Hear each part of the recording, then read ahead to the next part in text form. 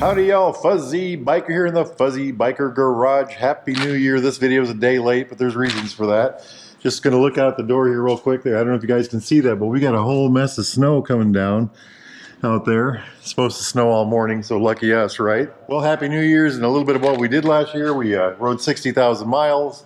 I took that motorcycle alone to over 20 states. We're in 5 countries, including the States, Canada, America, just stopovers in Frankfurt and France, and then India for, I think it was a week. Anyway, loads of fun, loads of fun. Met all kinds of wonderful people. That's the best part, Couldn't do any of this without y'all. Rode all kinds of fun bikes, and so I want to start with that real quick. I usually do like a bike of a year video, and well, not a lot really changed between this year and that. Last year, the bike of the year was the Interceptor. I thought about this a lot, and I love the Interceptor and all that neat stuff, but Royal Enfield came out with a new Himalayan right there. And I have put over 17,000 miles on that little hot rod this year. And I can't really, I think that's the bike of the year for the old Fuzzy Biker this year. It's just been a whole mess of fun. The bike does everything I want. I've crossed rivers with it, climbed mountains with it. Colorado Mark, thank you. He's got a Himalayan also. We climbed all over Colorado, up dozens of mountain passes and BDR, miles of BDR track and through rivers, and just had literally through rivers, knee-deep rivers on this bike. The air intake is up here. So yeah, this is going to be the bike of the year. The runner-up was going to be that one. I'm going to say the Hot Rod Interceptor, and in this particular case, the Bear, but any Interceptor would do it, I think. Why the Interceptor? Well, the Interceptor is just a plain old fun motorcycle. It just does, every time I ride one, I just think, what fun, As far as what was the British bike of the year this year, I'm going to go ahead and say Norton Commando, and I think the big reason there is I rode so many of them, and I had such fun on them. And I also rode the John Player Norton Commando. That they only made 200 of those. I was going to choose the Vincent. I rode one of those, but that was a treat, and I really appreciate that. But I think we're going to go with the Norton Commando. So the future of this year, what kind of motorcycles we've got coming up? It's very exciting with the Royal Enfield group. The Gorilla 450 and the 650 Classic. Now, I've sat on both of those. When we were in India, we got to sit on them, but we didn't get to ride them. From a sport bike point of view, I think the 450 Gorilla is just going to be an absolute hot rod.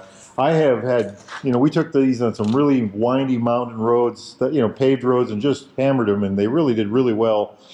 And I can only imagine that if it had 17-inch tires, was lower to the ground, had a more street-oriented suspension, that this thing would just be a hoot to ride, and that's kind of what the Gorilla is going to be. So looking forward to that. And as far as the Classic goes, the Classic is going to be a lot like this motorcycle, but with the Classic trim. So a very beautiful motorcycle, and I'm on the line on whether I want to get one or not. That's a big discussion I'm having with myself internally. I'm also very excited about Baxter Custom Work bikes. We've been riding that. They took a 350 Hunter and turned it into a 500. Been riding that, and that has just been an absolute machine. And they've got an 865 Continental GT they're working on. That's going to be a lot of fun. They've also got some, they've got some really good ones, and then we'll try to get some looks at that this year. And while I'm thinking about it, lots of gear. We're going to talk about gear for the Alaska trip, bags and what kind of things you can do with this. We'll also talk about personal gear, things like helmets and jackets. And I've got my Royal Enfield Nervic jacket. I was just talking about this with a friend. My Royal Enfield Nervic jacket, I wore the crap out of that this year and had no troubles with it. Just absolutely rock solid jacket. Love that thing. Moving on to our Alaska plans, that's actually been a lot of work. I cannot believe how much work that's been. That trip is going to be the highlight of the summer. We're going to try to leave June 15th, around that time.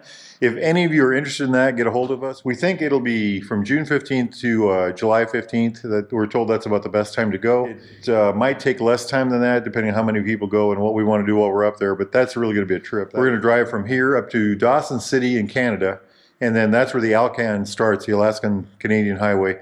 We're going to take that it's a town called Tok, T-O-K, Alaska, and that's the whole of the highway. So that whole trip from Marnie up to Tok is going to be about 3,400 miles, and I figure it'll be 4,000 miles each way. Just plan on that anyway. We're going to spend a lot of time figuring out how to gear this bike up and a Bear up to just figure out how we can get that done. It's really going to be something else. Other things I want to do this year, I'd love to spend a month in Colorado. I don't know if I'll have the time for that, but we're going to do our best. Colorado Mark, that's a hint.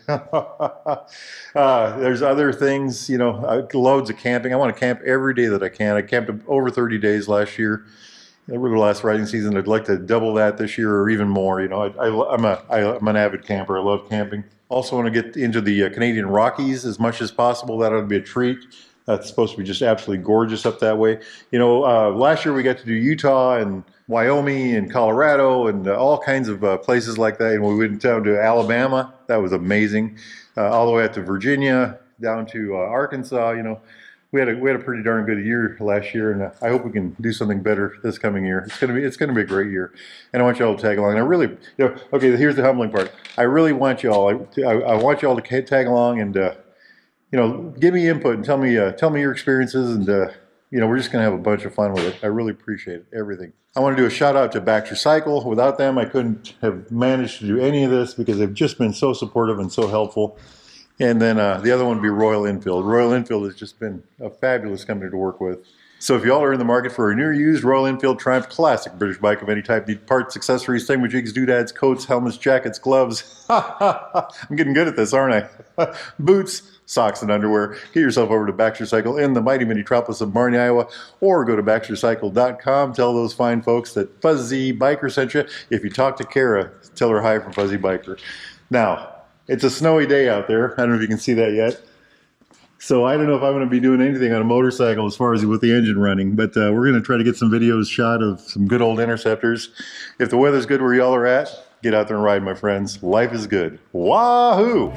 Ready? 1, 2, 3. Wahoo!